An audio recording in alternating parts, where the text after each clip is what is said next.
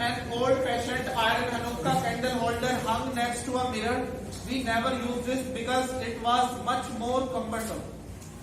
लड़की कहती है जब देखिए गर्ल्स में क्या है कि एक सिक्स्थ सेंस होती है, एक छठी इंद्री ऐसी विकसित होती है कि वो बहुत जल्दी एक मतलब शार्प ऑब्जर्वर होती है, बहुत जल्दी ऑब्जर्व कर लेती है किसी चीज को। तो अब इस लड़की ने मार्गा मिंको को हनुक्का देखते हुए देख लिया, नोटिस कर लिया। तो मार्गा मिंको ने नहीं पूछा, उसने खुद बताया है लड़की ने। वो क्या कहती है, वी नेवर यूज्ड इट, हम कभी इसका इस्तेमाल नहीं करते, because it was much more cumbersome, क्योंकि ये बहुत ज्यादा कम्बरसम है। कम्बरसम क्या चीज होती है, जो बहुत इरिटेट करने वाली, परेशान करने वाली, या जिसमें बहुत ज्यादा मेहनत करनी पड़ती है, ये बहुत कम्बरसम है than a single candlestick. मतलब अगर हम रोशनी करना चाहते हैं तो इसको पहले नीचे उतारें, इस पर कैंडल्स सजाएं और फिर इसको ऊपर चढ़ाएं, तो इट्स क्वाइट कम्बरसम। इसके बजाय सीधी सी एक कैंडल स्टिक पर मोमबत्ती लगा दें तो वो ज्यादा आसान है। कौन कह रही है, मिसेस डॉर्लिंग की बेटी। क्या हुआ, क्यों कंफ्यूज हो रहे हो?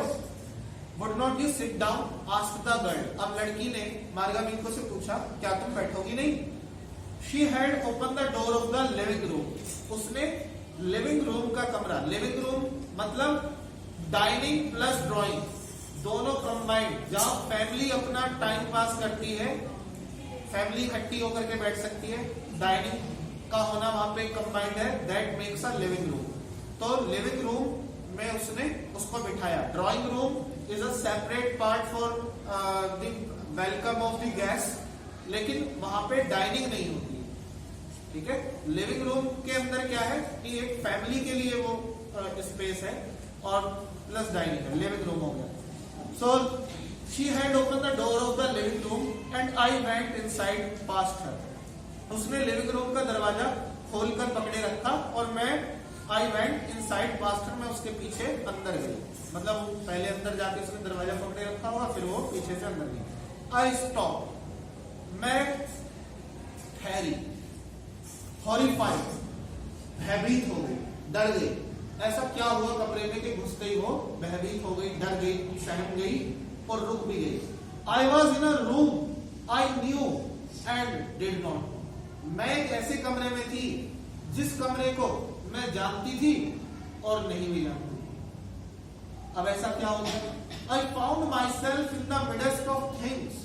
मैंने अपने आप को उन चीजों के मिड में पाया, उन चीजों के बीचों बीच पाया। कौन सी चीजें? I did want to see again, जिन चीजों को मैं दोबारा देखना चाहती थी। But which oppressed me in the strange atmosphere, लेकिन जिन्होंने मुझे ओप्रेस किया, मतलब एक तरह से मेरी इच्छाओं का, उस इच्छा का दमन किया, उस स्ट्रेंज एटमोस्फेयर में, उस अजीब वातावरण में। मतलब वो एक्सपेक्ट नहीं कर रही थी उन चीजों को एकदम से कि वो इस तरह से उसके सामने आ जाएंगी और वो भी किसी दूसरे के घर में इस तरह से सामने आएगी। तो but which oppressed me in the strange atmosphere और because of the tasteless way everything was arranged. और एक कारण तो ये भी था कि वो ऐसी चीजें थी जिनसे वो एकदम से सामना करना नहीं चाहती थी, उसने उसे हॉरिफाइड कर दिया, अंदर से डरा दिया, उस पुराने समय की याद दिला दी। दूसरा कारण ये भी था कि वो बड़े टेस्टलेस मैनर में अरेंज की गई। कोई भी चीज कहीं भी कैसे भी इधर उधर सब एंटीक चीजें थी और बहुत मतलब सुंदर और बहुत ज्यादा पुरानी और मतलब बहुत खूबसूरत चीजें थी, लेकिन उनका जो अरेंजमेंट था वो बहुत टेस्टलेस तरीके से, सही तरीके से नहीं किया गया था, जिसे देखकर अच्छा ना लगे, ऐसे ढंग से मतलब किया गया था। But a tasteless way everything was arranged because of the ugly furniture of the muggy smell that hung there. I don't know. मतलब हो सकता है कि ये किस वजह से हुआ, मैं नहीं जानती एग्जैक्टली कि ये इसी वजह से हुआ कि जो फर्नीचर था वो भी कैसा था, वहां पर अगली था, बहुत गंदा फर्नीचर था और वहां पे सीलन की सी एक दुर्गंध सी आ रही थी। But I scarcely dared to look around. लेकिन अब वो कह रही है कि मैंने मुश्किल से ही, शायद ही अपने अराउंड इर्द गिर्द नजर घुमाने की कोशिश की। क्यों नहीं नजर घुमा पा रही थी वो? क्योंकि आसपास दीवारों पर वही सारी पुरानी चीजें टंगी हुई थी या लगी हुई थी जिन चीजों से वो एकदम से सामना करते हुए डर रही थी, क्योंकि वो उसको उसकी माँ और उस पुराने समय की याद दिलाने वाली थी जो समय बहुत भयावह था, बहुत डरावना समय था। The girl moved a chair. अब लड़की ने कुर्सी खिसकाई। I sat down and stared at the woolen tablecloth. मैं बैठी और मैंने उस वुलन मतलब ऊनी टेबल क्लॉथ, मेज के ऊपर जो कपड़ा बिछाया जाता है, मेज पोश, उस पर नजर डाली, उसको देखा। I sat down and stared at the woolen tablecloth. I rubbed it. मैंने इस वुलन टेबल क्लॉथ को रब किया, रगड़ा। My fingers grew warm from rubbing. मेरी उंगलियां इस रबिंग से गर्म हो गई। I followed the lines of the pattern. और मैंने जो सिलाई या कढ़ाई करते समय जो उस पर बूटे या पैटर्न बने हुए थे उनको फॉलो किया, बारी बारी से उनको देखा। किसी मतलब लोग होते हैं ना मेन पोस्ट पर कढ़ाई करके कभी मोर बना देते हैं, ब्लॉक्स बनाते हैं डिफरेंट तरीके के, तो उन पैटर्न्स को वो फॉलो करिए। क्यों? क्योंकि वो जानती है वुलन क्लॉथ किसका है, उनका अपना है, ये टेबल क्लॉथ उनका अपना है और ये टेबल क्लॉथ उसको वही ले गया उसके बचपन में। So I sat down and stared at the woolen tablecloth. I rubbed it. My fingers grew warm from rubbing. I followed the lines of the pattern. Somewhere on the edge, there should be a burn mark that had never been repaired. अब उसको याद आया कि जब ये table cloth उनके घर पर था तो इस टेबल क्लॉथ के कहीं किसी किनारे पर एक बर्न मार्क था, जले का निशान था, जिसको बाद में क्या नहीं किया गया, रिपेयर नहीं किया गया, उसकी मरम्मत नहीं की गई। My mother will be back soon, said the girl. अब लड़की ने कहा मेरी माता जी जल्दी वापस आ जाएंगी। I have already made tea for her. मैंने पहले से ही उनके लिए चाय बना ली है। Will you have a cup? क्या आप एक कप चाय का लोगी? Thank you, धन्यवाद। ये मार्गा मिनको कह रही है। I looked up. अब मार्गा मिनको कहती है मैंने नजर उठाकर ऊपर देखा। The girl put cups ready on the tea table. लड़की ने तो टी टेबल पर चाय के कप बिल्कुल तैयार रखे हुए थे।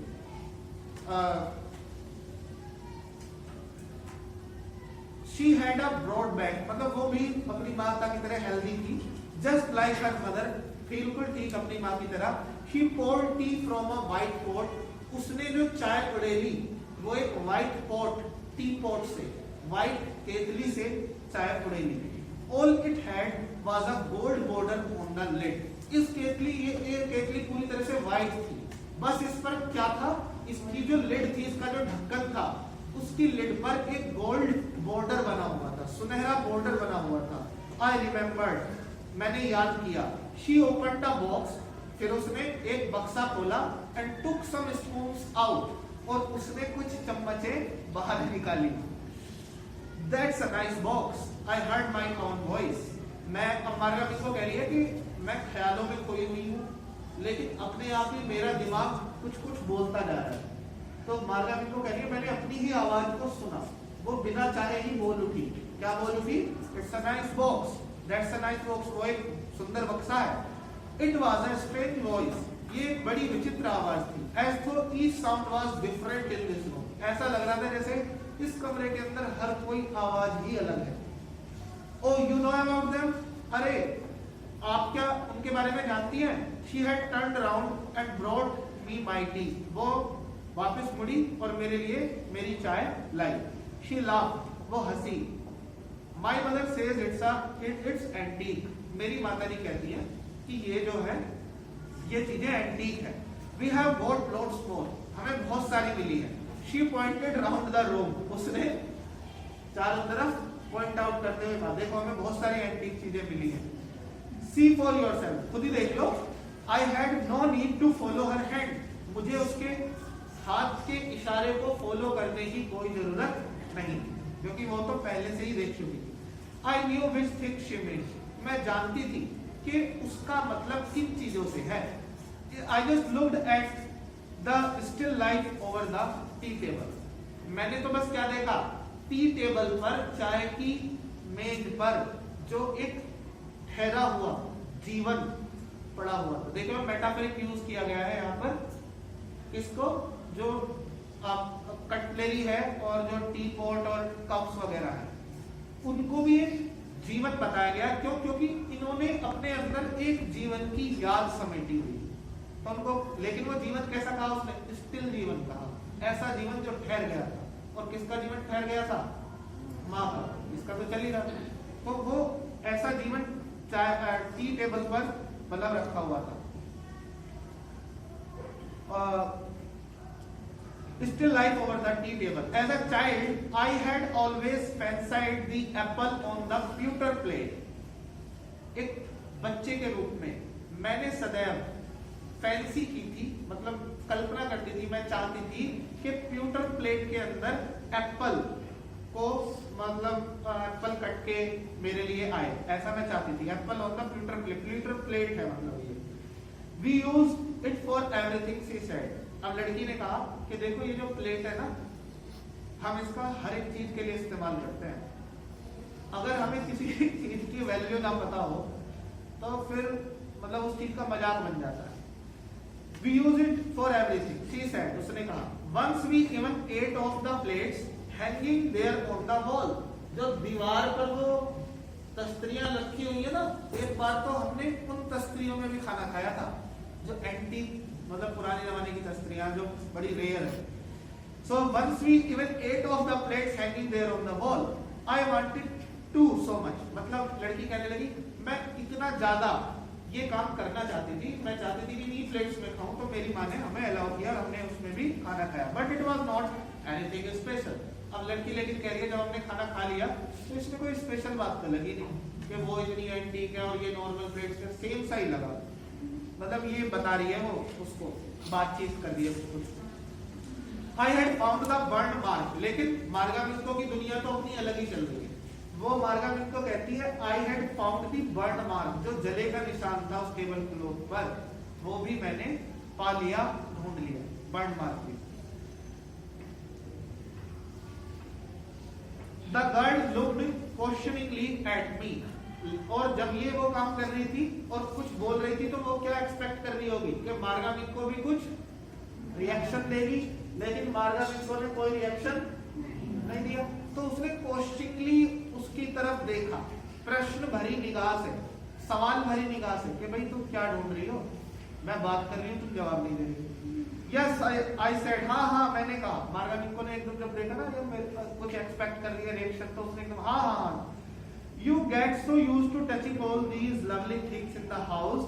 आप इतने ज्यादा आदी हो जाते हैं इन सब प्यारी चीजों को घर में छूने के, you hardly look at them anymore, कि आप मुश्किल से इनकी तरफ निगाह डालते हैं, मतलब आपके लिए वैल्यू कुछ नहीं रहती। जब आपने पहली बार स्कूटी, बाइक, मोटरसाइकिल या कुछ कार या कुछ साइकिल पहली बार आपने खरीदी होगी, या कुछ भी एक्साइटेड आपने कोई आर्टिकल खरीदा होगा अपने लिए, तो कोई ड्रेस खरीदी होगी आपने अपने लिए, जब आप पहली बार उसको पहनते हैं तो आपको कैसा फील होता है?